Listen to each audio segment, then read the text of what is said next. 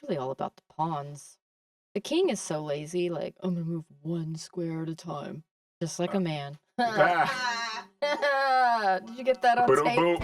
One of the things I love about chess is, even if I'm down a couple of pieces or if my positioning is bad, I sometimes relish in trying to fight my way back.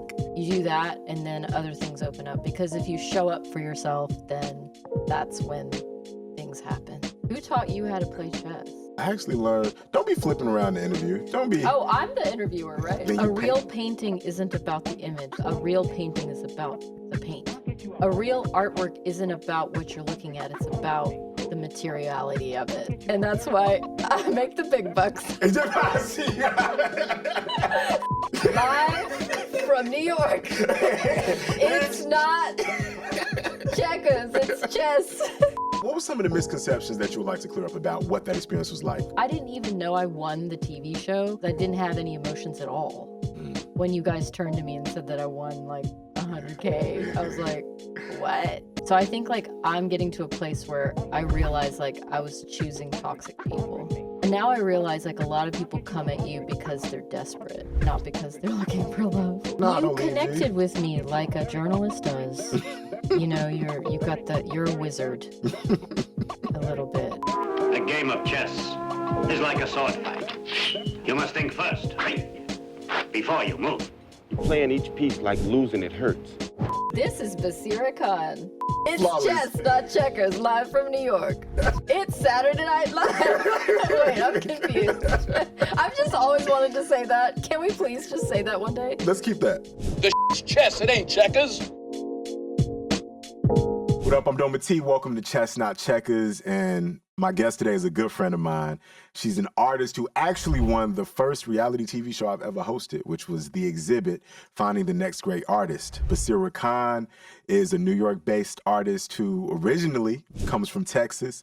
Her work explores gender politics, policy, self-identity, the body, and you can learn a lot about her through her work. But hopefully I get a chance to learn a lot about her through this game of chess. So thank you for being here, Baseera. Thank you for having me. I need a little help because I haven't played this in a while, but I can still kick your butt. I believe it too. Now, you asked me something before we started. Yeah, why'd you start this show? Part of it was because I feel like social media is really loud, right? You know, a lot of opinions. Everybody has a take on something that happens. And, you know, as a journalist, particularly one who covers pop culture, I guess I'm supposed to be having takes on things too. Mm. But it felt gratuitous to look in a camera and say, hey, I'm Dometi, here's what I think about the thing that millions of other people are talking about. It doesn't interest me. And the only reason I do a lot of what I do is because I get paid to do it, if I'm being honest. Right? But something that I could genuinely enjoy and create a context around, I would naturally talk about what's happening in the world over a game of chess. So I was like, what is the most organic way for me to do what I need to do but still feel like I'm not putting on for a camera? It's just chess game. And so that's why I started the show.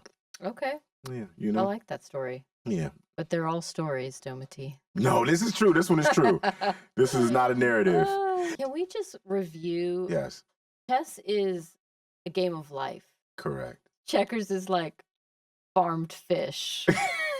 And chess is like wild caught salmon. That's over my head. I never even heard that before, but I like it. You're too sophisticated for my palate. I'm the wrong person to be doing this. Checkers is catfish. Yeah. And this is what All right, so is chess? All right, let me get started. who taught you how to play chess? I actually learned, don't be flipping around the interview. Don't be. Oh, I'm the interviewer, right? You're by the book. Yes. You're a player. How did you learn how to play? Good old dad. Ah, Pops was a chess player. Dad taught me how to play. So he taught you. What made you actually continue playing though after he taught you? Like, what'd you like about it? You know, my dad was a chemist, and he didn't really get to do much of that when he came to the States. So he cleaned toilets at night for my entire childhood. So Wait, so he went from being a chemist back home to coming here. And what Mhm. country did he immigrate from? he immigrated from Bangalore, India. Okay. Yeah, And came here yeah. and had to be a custodian.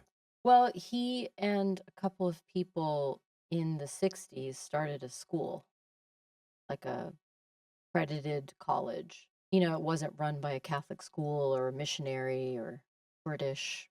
It was like a native, school. They didn't have PhDs. They didn't have like higher education. So he had this great idea to come and get the chemistry PhD degree in the United States and then bring that back over.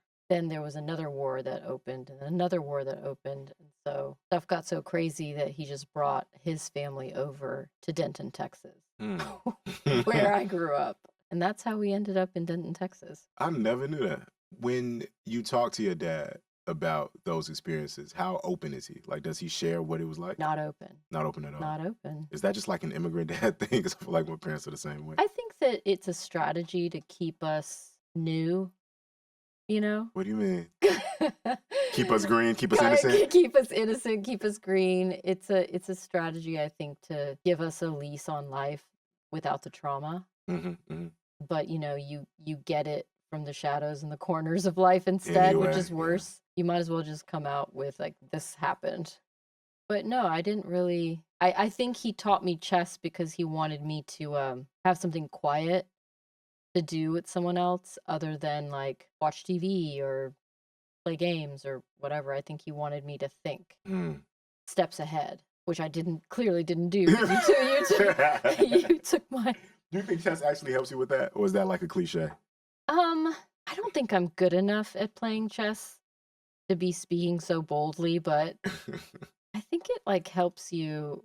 You know what it is? I think it helps you understand that you can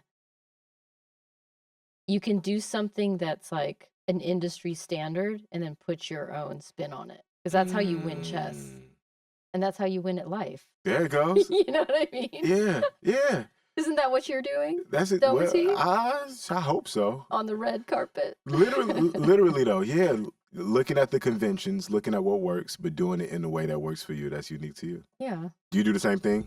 You feel like you've done that in your career? I feel like your path has been conventional in some ways as an artist and very unconventional in other ways. How have you seen it be conventional? Well, you went to get your MFA. Yeah, that's true. You went to school to, what was That's your major true. in undergrad? Was it? I know you studied under some I brilliant did painters. sociology and drawing and painting. So I studied painting in school under Vernon Fisher, who we uncovered during the TV show that we were on. And then I didn't think that you could learn how to make art going to school, though. That's why I asked you what was conventional. That's why I felt that was somewhat conventional, because especially coming from immigrant families, as you know, I'm first gen too. Yeah. And school is the pathway to do all things as far as our parents are concerned. So even in a creative pursuit, going to school, I feel like it's kind of, immigrant families don't love creative industries. Oh, no. But going to school kind of legitimizes the work in a sense, or at least sometimes it's what we hope. Oh, man. So, as you know, I think that if my dad was alive right now, he would have seen the banners of my name on the Brooklyn Museum and been like, how'd you do that? Wait a minute, I thought you were L with a capital L, But no, I mean, like, being a visual artist, no, you can't do that. Like, what did you say that you wanted to do when you were growing up? What did I say? At one point, it was a scientist. Oh, you said that. I said that. I said I wanted to be a scientist. Did your grades reflect that? I was actually a really good You student. were? Okay. But then in grade school, like 8th grade, junior high, science got a little more difficult for me. And I was more of a numbers person, so math and all of that. And then by that time, I started to, get more into hip hop. And then I wanted to be a rapper. I wanted to be a musician. I wanted to be an artist. I didn't know you wanted to be a rapper. Are you musically inclined? I was. I think you use it or lose it. I think I lost it. But yeah, so in that way, I feel like your path has been conventional, the educational aspect. But then I just don't see myself as conventional. But I mean, I think people see me more clearly than I see me. It's weird. But, we were talking about the Wednesday therapy. Yes. You go to therapy twice a week? Twice a week, do it on the Wednesdays hard. I think I'm starting to understand that, like, I have to let the old narratives go in order to see what I've achieved now. What were the old narratives, though? They weren't even mine. They were like some like jealous white kid. It's like, the only reason you're famous is because you're brown. Damn. Not the DEI complex. Oh my gosh, is that what it's called these days? That's what we just coined. Yeah. We just named it that. Yeah. Did you really feel that way? Were there aspects of you that felt like, a lot of what you had achieved had been because of identity and shit? I really think my head's in the clouds. I'm truly a blonde. I think that's why I got to where I am.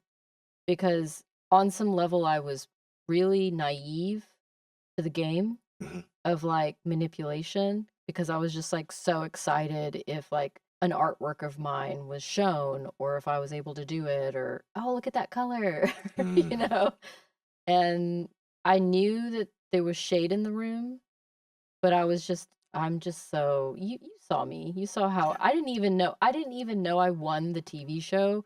Like, I think Claire had to nudge me. And then I looked at all these cameras and I put my hands on my face because I didn't have any emotions at all.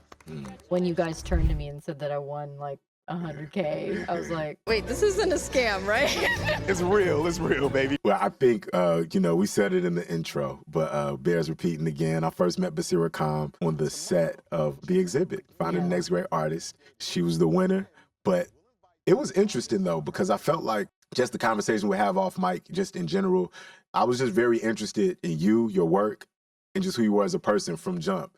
And it actually was unfortunate because I know some of the other painters were like, they probably knew she was going to win already. They were that was hard for me to stomach. Yeah, what were some of the misconceptions that you would like to clear up about what that experience was like being on a reality TV show? I had no preconceived notions. How could I? I've never been. You're the one has the most flavor for it. I do want to say this one thing. My experience hosting the show, I wish I did more of, was I had some moments off camera that I should have had on camera. And I feel like I was trying not to do the reality TV Do you mean TV like thing. when you were trying to keep me on the show? Not even that. That would have been great to capture on camera. Actually, it would have been phenomenal. But no, I was actually talking about the first round, the first episode, when Jennifer won the first competition. One of the other artists was like, in front of her was like, yo, do the producers pick the winner? And it had this undertone of like, because it can't possibly be that painting from this untrained painter was the one that everybody genuinely wanted.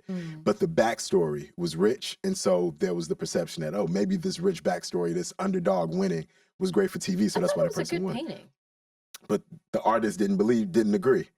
And off camera, because I didn't want to come off like I was trying to dunk on somebody on camera or have this moment, because I wasn't trying to create a moment. I was like, I think that was disrespectful to the artist. You said that to the artist? Yes. Oh, I didn't off know camera. that. I don't know the story. I never. Okay, yeah. No, I said this to the artist. I'll tell you which one off camera. But I was like, no, I think that was disrespectful. I think that was disrespectful to the team, to the production, but particularly to the artist. To in front of her undermine her win and tell her that it couldn't have been. Did that make it to the edits? I said it off camera. And then later on the season happened. Some of the feedback was that the show was so cerebral, was so like, the reason reality TV works is because of the mess. I know. And the mess on our show was the art, the actual process, which was very interesting to people who are interested in that. It could have been a little more like personal. More personal and a little more spicy. We had the moment when Jamal Barber had his emotional moment. Yeah, but that wasn't fair. To use that in the promos and stuff. But you see what I'm saying? I would have liked to see like Misha cry or something. Like, why did it have to be Jamal throwing a chair? Oh yeah, right. Because and then this is the problem with identity. You start to see all of your natural human emotions through this other lens, and he can't even express himself without us having the added, well, it's got to be the black man throwing the chair. You know what I mean? And what I saw was a beautiful moment. Actually, I actually bought the piece of because he painted something that was like two brothers hugging, and it reminded me of the moment. It was like my memento from the show. Oh, when he won, you bought that? That's so cute. I bought that joint, and I was like, because I loved being able to console. You don't see black men consoling each other in that moment like that, and I felt like it was an organic moment. It just felt, and then I was happy it was caught on camera, but I kind of forgot the cameras were there because people lost people during COVID. So I thought it was a sweet moment to capture, but of course they're going to use that clip and end up being a thing. But, I don't think they utilized me right. I don't think well, they really. I think they flattened my character. Like, I was I'm not saying I'm surprised. funny, but I think I live a life that I'm like, I don't care. You know, and it shows in my character and what I say, and that can be humorous. And they didn't use any of that. Well, I think it was. I thought it was surprising because on set it wasn't like you were fawning over Keith. I mean, that man is fine. As much as and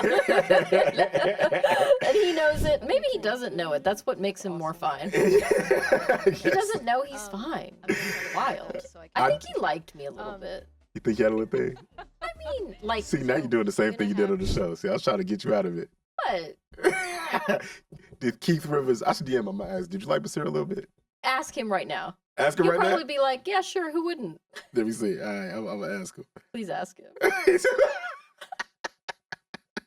He's like, "I'm in Paris. Leave me alone." Right, he lives in Paris now too. Let me see. Keith Rivers was a judge on the show, former NFL player turned art collector. He's like, "No." Random question. He's 7 feet tall. Settle a debate.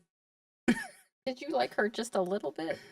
All right, text sent. Okay, all right, your move. Okay. And that was your first Never time mind. in that type of setting, a TV show thing? You know, or- there was a group of boys in Austin, Texas, who did this kind of film genre called mumblecore. Okay. I promise it's not porn. Okay. I'm into it. No, it's not. It's not. No, but there's like filmmakers like Andrew Brajowski, and there was like a lot of really famous filmmakers that lived in Austin, Texas, and so I got into it. Like I think I was like had little bits and parts in some of these films, and I enjoyed it, and I was around cameras, and I'm a performance artist, so I didn't really care. But I'd never been on a TV show, and I don't think they would have gotten any artists on that show had it not been for the fact that no one went home. Because how are you going to compete with another artist? Artists don't compete with themselves. Yeah. You know, you compete with yourself. You don't compete with other artists. Right. I mean, nobody can paint like me. Really? Why would you want to? So self-deprecating and humble. No. It's all good. It's all good. It's on you, by the way. Oh, it is me because Yeah. I'm trying to buy us time. I know what I can do. This is what I do. There you go. A bold move. There you go. See, you call it a bold move. I call it conventional. I think that your board is really symmetrical. I do play. I often wonder how does one's chess play relate to how they actually are. But I kind of mirror the way my chess play actually like feeds into my personality. Yeah. I either mirror my opponent or I contrast with them.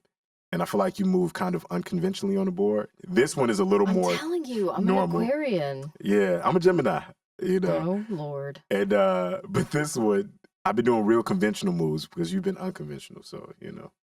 I mean, a little bit, but this time maybe unconvention is just having fun and there's no plan, which is a terrible way to play chess, but you know, here we are. But it's a fun way. It's a fun way to live life. All right, now I want to go back to what you mentioned. I feel like threatening you. I just want to. Come on, be a gangster. I want to threaten you. Do what you want to do. Hit the clock then. Now, I could be savage. Be a savage. But if I was savage, then be a gangster. Do what you got to do. I would hurt my community if I was savage. Do what you got to do, gang. You know, I cleared out the wrong part of the neighborhood. So what other things after the series? What was some of the other fallout that you didn't quite anticipate?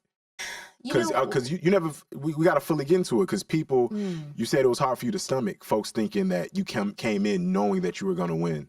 That's weird. And where did you start seeing that narrative? Did you guys know who was going to win? No, I didn't know anything. Are you sure? I'm telling you, I can say I never knew who was going to win the exhibit. There's no NDA. It's over with. The show came out 2 years ago. I think, isn't Paramount Pictures going to close down or something? Yeah, they're being merged. It's a merger. Merged. But no, they're not closing down. You know, I can confirm I'm still employed. Oh, of course. But we didn't know. The producers did not pick. Do I need to do that? Oh, yeah. Did you go already? Yeah. Oh, sorry. Yes, I did because I. Oh, yeah, you moved your bishop? Mm-hmm. It's on me? Mm-hmm. But no, we never knew. And the judges really picked. Every opinion that they had was really their own opinion. It really was the judges' conversation. Now, the producers, when the judges were deliberating, you know, there were conversations because they wanted to extract what was it that the judges actually felt about the art, so that when we did our scene and they had the crit session, they could like really make sure they knew who was saying what and what the perspectives were. So they're like, okay, so you were drawn to this piece because why? And so it was more of a question asking conversation than it was like they didn't guide anybody toward. And everybody liked me. Yeah, they loved you. They loved you. Loved all I mean, artists, everybody though. liked Misha too. I just don't They think like that Misha a I lot, just too. don't think that they could have given it to Misha because like How come? I really think that Misha would just go on camera and be like, if I get this money, I'll just get this $30,000 car. Like he would say something like that. But see, that's the thing though. Like, that's the funny thing about art competition shows or anything like that. Like, it's supposed to be about the integrity of the work, not about what is the best narrative for what person to win, etc. Yeah. You know, That's true. and I think a part of that, you know, I think you're coming back to not to therapize you to make up a word, but I don't want you to come back to thinking that there's like a favoritism because of identity. You know? Not at all. I'm working well against that. Yeah. Do you think that there is some merit? That was a sneaky move though. You just like put your pawn out there and you're like trying to. Yeah, look, so I'm calmly attacking your bitch. You trying to attack my knight for the trade. I can't with you. But I'm definitely going to attack this bitch. You can't leave the bishop hanging. No, why do you want to hurt my Give me a free bishop. pretty You want to lady? be aggressive? I'm going to be aggressive now. Okay. And I'm going to keep being aggressive. I want that bishop. Can't believe you I did need that bishop. What was the most aggressive move you've made in your career? Oh, I did sign an NDA for that. It's probably expired by now. Let it rip. Okay, sure. I worked with Meta. Okay. That was a pretty bold move because it fell in between a lot of different contracts that an artist has. An artist has to give 50% of their proceeds to their dealer. So working with Meta kind of fell in between the cracks because it was a commission and it was outside of a commercial venue. And I kind of kept it quiet. And I was one of the first sculptures that they acquired. And they were doing this whole new renovation at Penn Station in New York City. So it was kind of like this big deal. It was at the Moynihan Station. And just to pin in the story, the first time I went to the Moynihan Station was when I had a brown packet. This was like pre-internet, right? Okay, because I'm that old and I'm that pretty. But it was like a brown packet. I put all my paperwork in it because I wanted to go to Columbia University so bad for art school because all my favorite painters were there. Kara Walker was there. Wanted to hang out with Kara Walker, right? So I go to the Moynihan Station. It was gorgeous. I mean, it is a gorgeous place. And I look behind me and it's almost midnight and there's like 12 other people with brown packets in their hands. And you know that they were all people who were aspiring to go to grad school or undergrad school or whatever. So like I kind of was thinking about that and I was like, I want to put a sculpture in this building because in a way that's kind of how I jump started my art career is by these like putting paperwork in brown packets.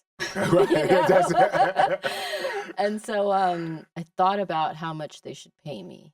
And I think that that's getting closer to your question. And I did some like fuzzy kind of bubblegum research on what they would pay versus what I'm worth. And I just like doubled it.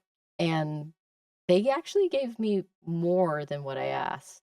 Wait, so they saw your number and what made them decide to give you more? What kind of negotiation is that? See, this is why words are funny because they didn't necessarily give me more in cash, but they gave me more as in they asked me to do 4 columns and I did 4 columns, but they only took 2 columns. And I said, what do you want me to do with these other columns? And they said, we don't care. So we paid you for them, but we only need 2. So how much? And then they were like, we want a mural to go with this column. You know, it's like we want a bed skirt. And so I got paid more and I just stacked that up. How much did they pay? They paid. And then you knew it was coming. You knew it was coming. That's the NDA part. They paid. Okay. And then, you know, the Brooklyn Museum show happened. I put everything in that. All my historical trauma, all Is this all the the happy I'm an days. Archive show? Is that the one? I put Okay. everything in it. Put everything. I made an album for it. You can't get it on Spotify. I made 4 commissioned works, and then the night of the opening, I went right up to the board member who made it all happen. I said, "What do you think of my work?" And he goes, "How do you make a living? How did you do this?" And I said, "I'm one step away from living under a bridge." I said something like that. I said something totally silly, like to the wrong person, you know? And then he turns around and is like, "I'll take that, I'll take that, I'll take that." Yeah, and so that just kept happening. Then the TV show happened. Yeah. And I was going to walk off the show, as we know this. No, they don't know this. Who knows this? I know this, and you know this. But Patty knows this, who was the producer of the exhibit. right. But the Chestnut Checkers audience doesn't know this. Why did you almost walk off the exhibit? I wanted to walk off the show because I missed my cat. No, that's not why. No, I wanted to walk off the show because I started feeling that I really wanted some of the other people to have the experience. And I was just like feeling fatigue, and I just wanted to like go to bed. You know, like it wasn't Just tired? Yeah, it was tiring. It was a tiring schedule, you know. I'm still coming after your bishop, by the way. Mm? Just overwhelmed, just tired, just weren't. Yeah. And you told me this offline. You said that our conversation is one of the reasons that you stayed, which I thought you were just saying. I still feel like you're just saying that because it sounds good, but I don't. When have I ever? That's true. When have I ever? You don't even need to finish the sentence. That's true. When you said you're about to leave, and what did I even say though? I don't feel like I said anything that was like mad pivotal or nothing like that. I was just like, no, I don't leave. You connected with me like a journalist does. You know, you're a wizard a little bit, you know? So Well, you also told me about the TV show that you're producing, which was about your experience of I don't want to paraphrase it the wrong way, but the way I remember it was a conversation about your experience during COVID and yearning for community. yeah. Yeah. I had been yearning for community before that. And I was asking myself questions like, oh, the way I hold myself keeps people from talking to me. Hmm. You know, because I mean, you know, I was thinking about love. I was like, oh, I got divorced in 2016 and I'm still hanging out, like, just in this art house that I've built myself and like totally alone. And then I started asking myself questions about love, and I tied it somehow. I tied it into painting somehow, and then I started inviting these incredible artists into my home, and they accepted, and they wanted to do this with me. And I have like 6 episodes that I could make, but it's very expensive. Absolutely. And I was starting to kind of pay out of pocket, Yeah. and it was just really hard. So I have a pilot, and in my head, I was like, oh, well, the way I was raised, I was like, there are no famous people in my corner, you know, like I don't know anybody, like No angel investors. I did play pool with Erykah Badu when I was in art school because she, you know, finished an album at our school because we had like one of the most important music schools in the world. You went to University of Texas? I went to UNT, Okay. University of North Texas. University of North Texas. But we had like this opera singer and this percussionist that everyone in the world wanted to be around. So like I think that's why a lot of really important musicians came to our school. So yeah, I mean, but anyway, she doesn't remember me. Hey, Erykah Badu. I didn't have blonde hair back then. But and I didn't even know who you were. I just liked your music, you know, like that kind of thing. But that was pre-iPod. But I don't know. I don't know what we were talking about. I was just thinking about Erykah Badu. I'm sorry. That's where my mind went too. I don't even care what we were talking about. How you end up at a pool table with Erykah Badu? How that happen? I also hung out with Felicity. Hold on, you gotta slow down. Stay on Erykah. Stay focused, Baseera. How did you end up playing pool with Mama Erykah, man? Because Denton was a really small town, and there was only like 2 bars, and all the art students they'd go to school, and then we would like clockwork. After school, everybody they'd get drunk. I'm not going to say a bad word. And I'd never drank. Like I didn't drink a drop of alcohol. Okay. But I would pretend because I wanted to be like everybody. I wanted to emulate. So I would get my little grapefruit and olive thing going. But yeah, I mean, like she would just like, she was on the schedule. She was just like, I mean, Nora. So she was performing at UNT, or this was just the place where she was getting her album done. And what around what time is this? Is this when she did her first album? Is this like Baduism? Is this Mama's Gun Erica? She had been living in Brooklyn. Okay. She was already kind of a star, but music didn't circulate that fast. Yeah, this is pre-iPod, this pre-streaming, this is CD era. Yeah, it was CD era. Yeah. And, you know, she was into, I don't remember, actually should know that because that would make remembering that time so much more thick. Yeah. Because she was like making this music at our school. Yeah. You know? Wow. And I mean, Nora Jones was there too, and she's such a star. And like, there was like this house that I lived behind of Roy Orbison, and there was a lot. The guy that played drums for David Letterman, Paul Schaefer. Oh yeah. He was from there. I randomly met that guy too. Nobody knows who Paul Schaefer is. Yeah, bald head, right, with the glasses. He's bald. Yes, he's the guy. Yeah. And we're gonna put a picture of him. Everybody knows him. I'm really like squeezing the toothpaste out of the tube at the very end. You know, like I don't know famous people. Who won the game of pool? Erykah Badu. Oh, no one ever won. It was you just played. Won. It was so fun. It's kind of like our chess game right here. Say, I'm gonna win this bishop though. No. Why would you? I'm being very aggressive. I really am going to win the bishop. You cornered me. I did. You probably should have pushed this pawn all the way up here. That might have helped. No, then I would have, coulda, shoulda. Woulda, coulda, shoulda.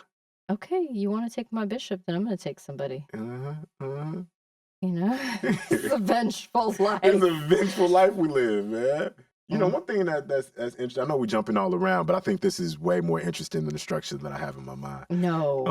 I'm telling you. That's why I wanted you on. I've been telling everybody this, but I need you to come back as well. You know, you're coming back. You're coming back? No, you're coming back on the show. That is definitely happening. When you get back from London, because you're going to London tomorrow, right? Or Friday? I'm going to London Saturday morning. By the time this show comes out, you'll already be in London. What will you be doing? I will have my first solo exhibition in the UK.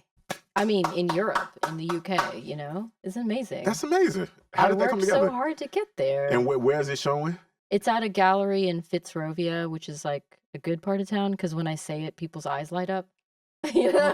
Okay, right. And the gallery name is Nero Rotnam Gallery. Okay. He's a smart dude and funny. You like him. You could put him on the show. All right. Next time he's in the States, if he has time for little old me. And it's 2 floors, and I made a series of oil paintings based on my father. Really? And speaking of identity, yes. I deliberately didn't paint images. I painted color fields. So I was kind of making this connection to the way that you're born into the world is you don't see color. Your eyes aren't formed yet. So you see like shapes, black and white, but the first color that emerges is red. And so red is like such a like crazy color to me because like we had this red scarf that we would tie to the light bulb in my mother and father's closet when we were growing up. I spent a lot of time in that closet. And we would or he would expose his negatives. And so I was constantly under red light. And so I didn't see anything. I just like every color was a shade of red instead of a shade of gray or whatever. And I just made the series of oil paintings based on mainly shape and then thinking about his storytelling. So like hands emerge or like flowers emerge or something like this. And I'm really proud of myself because I'm not really thinking about identity anymore. I'm not thinking about content. I'm just thinking about like a kind of like phenomena, like the kind of feeling you get when you see the sun or something. Yeah. When you're beginning a solo show, when you're starting to put work together to get ready for an exhibit, how do you decide what direction you want to go in, where your heart is? It's messy. And create and do all of that and have to do it within a deadline because there's a point at which you have to be ready for the show. How did you get into that space where you decided this is the direction I want to go, this is what I'm feeling? That's probably why I'm single. Because of the work that it takes to get to that. I get so messy and quiet and antisocial. It's a nasty process, but eventually when I get there, it's amazing. What do you mean by messy? Are we talking about literal mess in the space? Is it like what's happening? I think I become skeptical, a little negative. I become, self-deprecating, all those things that the childhood traumas, like, oh my God, my mom left me behind, Yeah. I didn't have enough hugs when I was a kid. So all that stuff crops up. It's kind of like love, because like when you really get crushed on somebody, you start, instead of feeling the love in a good way, you feel doom. I don't know if this is like what everybody feels, but like whenever I start liking someone, I get scared and I feel doom. And I think that whenever I happen upon a project, I first feel doom. Yeah. Oh, this isn't going to work. Oh my God, what am I doing? Who am I kidding? My head? Who are people going with this? Am I even who I think I am? Yeah. I think a lot of people can relate to that. But because I'm a person of patterns, like I really believe in patterns, because we are human beings, and we are all just like kind of like dealing with, we've all been dealt the same cards, actually. So I really think that because I'm at my age and I've gone through this enough times, I think that's what makes a great artist, because you just start to let things go, and you're like, okay, well, it's gonna work out. Let me just have you accepted doom as part of the creative process? No, nobody wants doom. So how do you push past it? How do you get to the point where you can skip that step? It's on you, by the way. It's on me. Oh, you didn't want to kill my Ishi. Oh, didn't you do? Oh, I guess you didn't hit the clock. Is that what happened? Did you she did move? something? I don't know. I think I moved this. Sorry. Oh, you did? Okay. So Bad practices. It's on you. Okay. Okay. All right. She's good. Okay, well, let me just clap back real fast, because that's what we do. Yes. But yes, how do you, even even the impending doom on the board, how do you fight? There's a straight shot right here. Well, what I love is, one thing I love about chess is that there's some positions that happen on the board where you're like, no matter what, it's mate in 3, I'm going to lose this game. But there are other games where, I'm not talking about, what's happening on the board. This is way far from that. We're still we're not even in the middle game yet necessarily. Okay. We're in the early part of the middle game, if even that. But nah, we're mirroring each other. Huh? You see that? We are. You see that? That's what happens. Is that what when people like respect each other, they kind of mirror? Look, I'm even doing this. Is that a psychological thing? Have you ever talked to somebody with an accent and then you start talking with the accent a little bit? I mean, when I was younger. I still do that. What if I come back and I'm like, top of the day to ya? And I'm gonna be like, where's the food, bruv? If I go an episode without doing a bad Skepta impression, it's not a good episode. Every episode so far, I've tried to talk like somebody from the UK. I love this. I'm obsessed with Top Boy. I think that's why. But I'm a little too obsessed. You know what I mean? Yeah. I'm taken to all of my favorite TV shows and all of my favorite films have striking handsome men. Is that what? See, it's so funny too, because I'm gonna finish the thought. I'm gonna get back to that because I want to get to your love life. No, but, there is no love life. But like, what I'm thinking is like, how do we get past the doom? Like, one of the things I love about chess is, even if I'm down a couple of pieces or if my positioning is bad, I sometimes relish in trying to fight my way back. Part of my flaw in my opening game is I'm not strategic enough in the opening games. I'm trying to get to the middle because that's where the action happens, even if I'm down. But that's a strategy. Is it? Yeah, that's one of those systematic number 1 stage ways of winning the game, is you start from the middle. So someone must have taught you that. No, it's just. And then you switch early. You do the castle early. So you did both of those moves like clockwork, like you were watching a YouTube video right before you got here. Negative. But okay, no, I wish I could say. What'd you just do? You moved my bishop here. You're giving me too much credit though, because I wish I could really say that it was a strategy, but it's genuinely impatience. Like, I want to get to the exciting part of the game. Win or lose, I want to get to this part where it's happening. And so I'm curious for you, as far as the creative process goes, what are kind of your steps? Like you said, things are cyclical, and you kind of, know that there are patterns that come up. You know that doom is going to be part of it. How do you navigate past the doom to end up creating something that you believe in? Oh dear. I thank you. The pin drop silence, it helps. A lot of the anxiety is just because you haven't organized all of the things in your head yet. So at some point when things are quiet, you can remember the one thing that you have to do. And when you get that thing done, then other things fall in line, you know? Yes. So I have to put this coat of paint, this particular shade of paint. I have to do it today because it's going to take 3 days to dry. You do that, and then other things open up. Because if you show up for yourself, then that's when things happen. Yeah. Right? That's such a gem. When you finally texted me to ask me how I was doing. Oh, you want to come on my show? Okay. After missing your birthday party. And your birthday's on Valentine's Day? So it's just in that... It's in that area. I don't like to tell people exactly what day. Okay.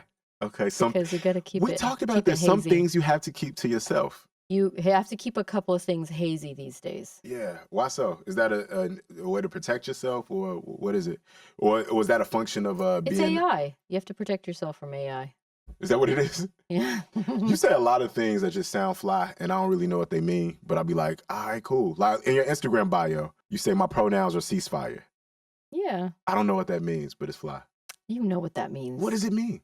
Well, No one knows do you really want to go there? But it's provocative. Gets the people going. It's not provocative. It's like respecting humanity. Absolutely. Now, No, I know you what want you me to mean. go.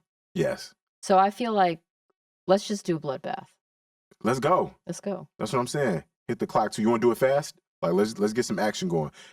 Actually, bring that camera so we can get up in. I want to capture this bloodbath that's going. That's about to happen. It's chopped. Oh, okay. You could take a higher road. Take the high road. You think I'm the bigger person? No. Why would you think that? Now I could do this. Well, I'm looking at your night now. If you want to give it up, that's fine with me. But don't forget. You know, this is a really good moment to understand my flaws, because there's a little autism going on here, right? Because I'm like, I really want to do the switcheroo, because that's like you learn at an early stage. Like if you can do that, then you can win. So I'm over here distracted when literally my horse my knight needs to move. Okay. Where does my knight move? My knight doesn't have a lot of options. Not really. Jeez. Got a good one. Yeah. B4 is a good square for you. I'm playing really aggressive now, though. I'm going to bring my queen out here because I think the queen deserves some shine right now. Dude. Yes, this is about to get nasty. It's gotten nasty. Okay, well, let me get over here. Get rid of this little punk. There you go. Okay. All right, now I'm going to do what I need to do. How about I castle now? Okay, can I do what I need to do? Mm-hmm. No, I need to do this because, you brought her out. You brought the girls out. It's back on me. All right, yeah, let's bring the girls out. Let's let the girls have some fun.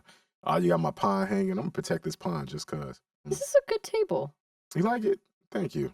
Before we get, there's one last question that I wanted to unpack before we get into your love life. Oh, Lord. Creative process. You talked about having to paint upside down.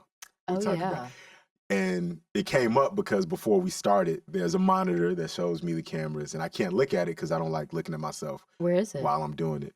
It's right behind your head, actually. You can't see it? No, I can't see it. Okay. I can only see you. This helps me focus. You can just see my face. Exactly. Much preferred than mine, so I would much rather that. But you said there's something similar, like that you have something similar when you're creating. Mm-hmm. What was that for you? Yeah, so when they were moving the monitor, I completely understood what was happening because when I get to a certain place and I'm painting, if I paint it and I see what I'm painting, then I paint the image instead of paint the paint. Explain that again. If you see what you're painting, then you real painting isn't about the image. A real painting is about the paint. A real artwork isn't about what you're looking at. It's about the materiality of it. And that's why I make the big bucks. Talk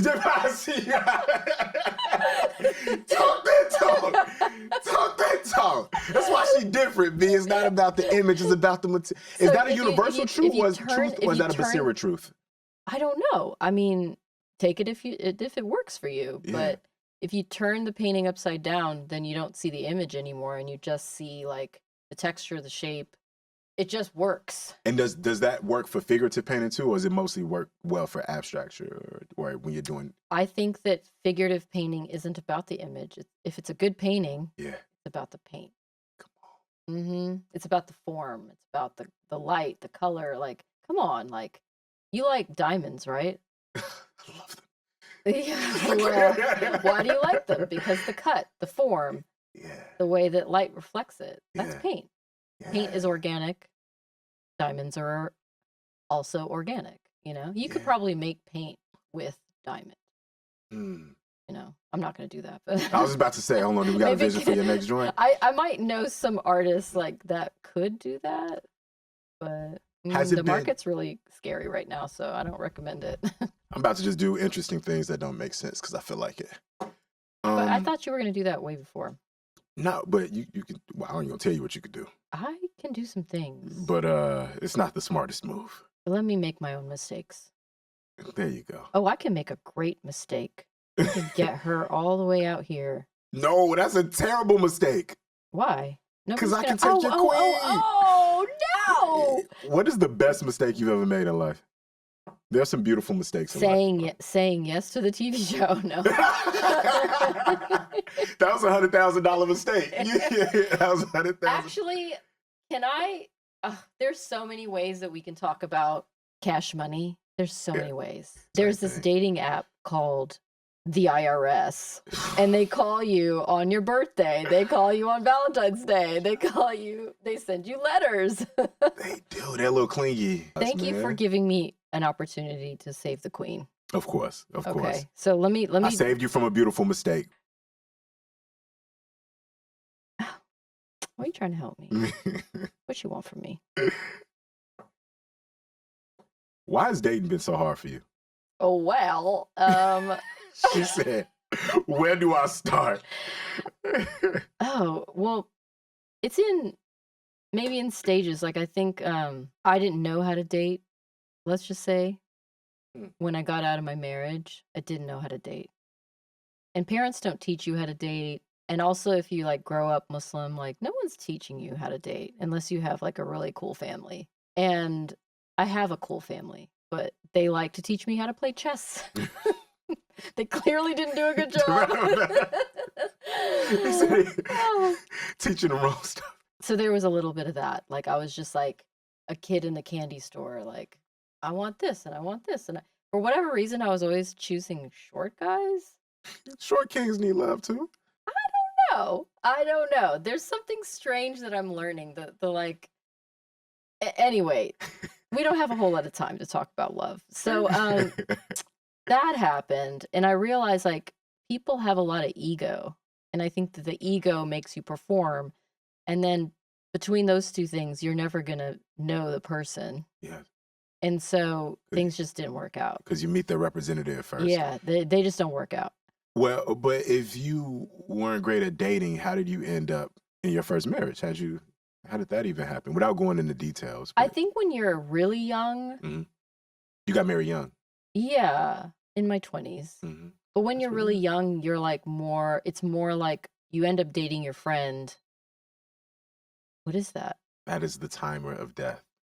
Oh, That because means I have more of your pieces than you have mine. this is chess, not checkers. It don't Oh, matter how that's many right. pieces That's you right. take. I forgot what we were playing. So what does that mean? It means we keep playing for fun.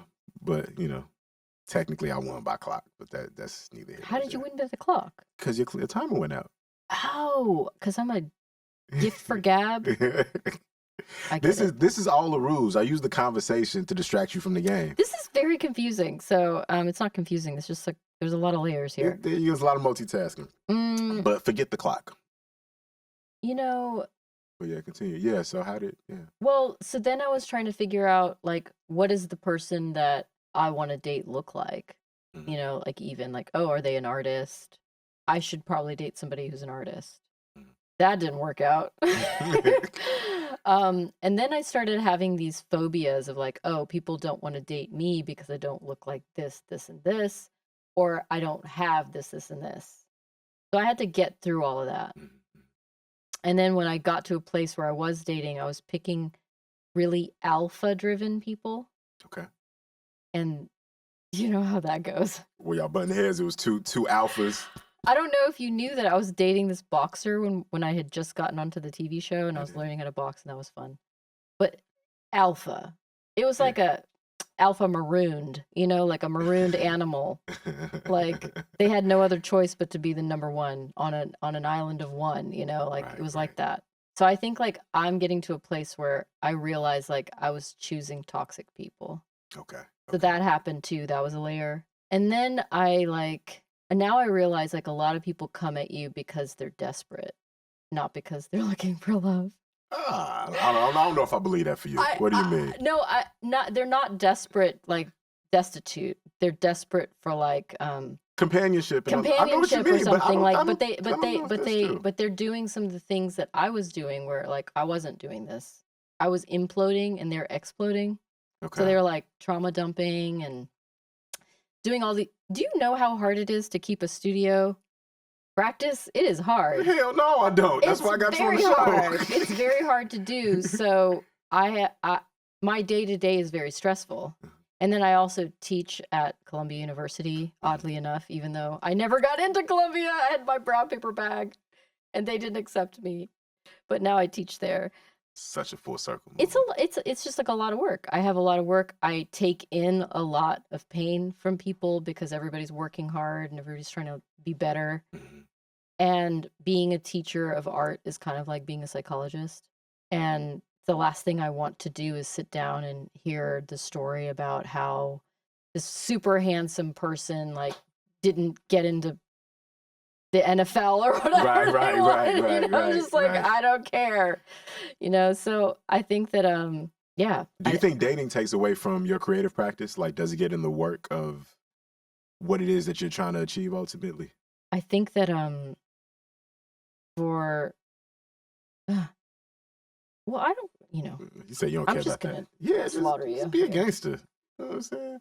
I'm starting to feel that you know what it is? Like, I started going to the gym a lot, and then, like, I'm kind of friends with a few people in the neighborhood, so I have a routine. Mm-hmm. And I think it's the routine that prevents people from having someone. Because you're really comfortable and everything's in its place. Yeah. And, you don't have to feel the feels when you don't have to feel the feels. I dig it. You dig what I'm doing? I understand what's happening. I don't really care what's happening, but I understand it. Okay, well, I'm just going to go ahead and take that out, but you probably have plans for me. Oh, there you go. I'm ending this game. Oh no. I'm ending this game. You know what? I'm not even gonna burden you with that. I'm gonna do this instead. I'm just gonna. Because you had a plan. I'm gonna do that. Can't I go 2 in front? But that still doesn't get you. Nah, and then you can't do it once the rook is gone. I'd rather do this. Oh, you got me. There we go. You can keep your queen. You keep your little queen. Oh. Keep your little queen. I ain't worried about Shorty, man. Let me bring her back. Yeah. I show mercy.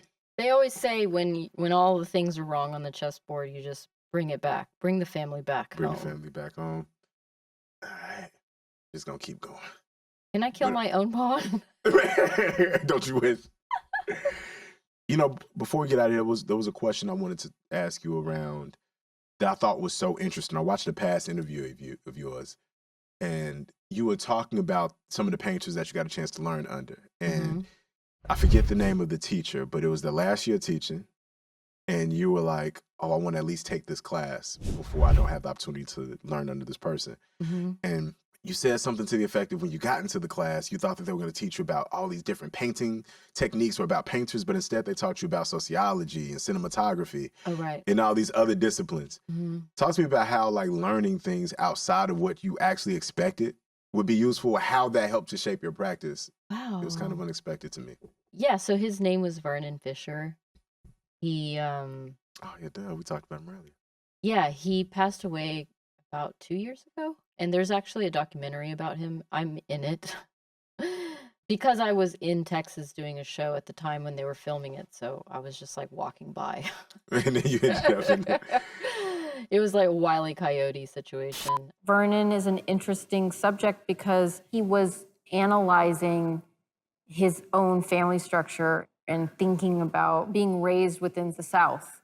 He was thinking about these bigger subjects like the psyche, the white psyche, and it's relevant. There was a group of painters, actually.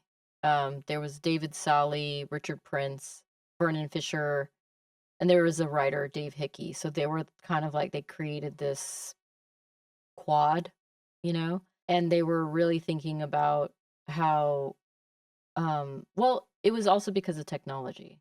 Because I actually see art as like, what's happening socially, where's the war, where's the resource grab.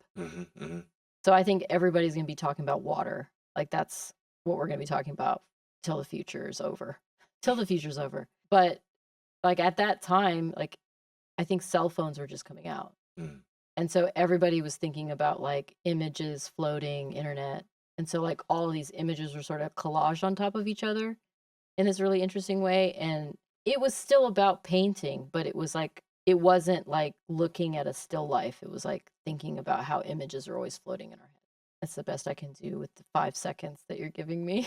No, you can talk as long as you need. Yeah, but it made you think more about images and how these ideas and concepts float in your head, and then what helped you figure out how to take what's in your mind, the inquisitive nature, what it is, understand the world around us, what we're going to be talking about. How did you figure out, okay, how am I going to translate this to these different mediums? Because you're talking about going to school for painting, but we haven't even talked about your sculpting practice, the prayer rug series. There's so much. Well, it's because I know that there's a world out there, and it's the people that look like you and me that are, having to take the material from our native perspective land. And then, there are people that don't even think that they're human that take it and make billions of dollars.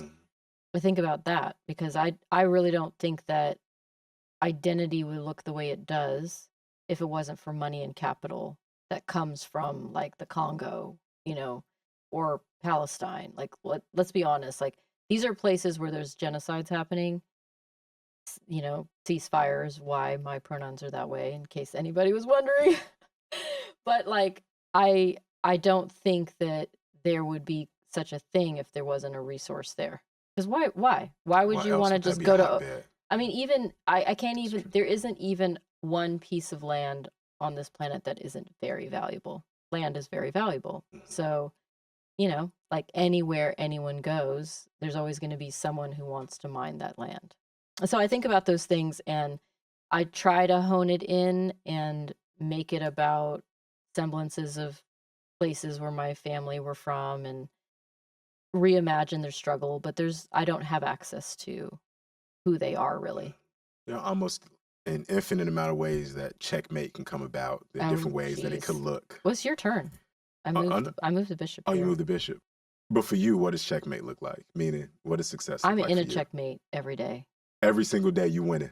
I mean, I'm saying that I'm the one. You want to be a negative? I'm boxed in. Nah, no, negative. I'm boxed in. Negative. What does a checkmate look like? Yeah, what does success look like for you? What is checkmate for you? I asked myself that question after the TV show. I closed my eyes and said, I want to walk to work.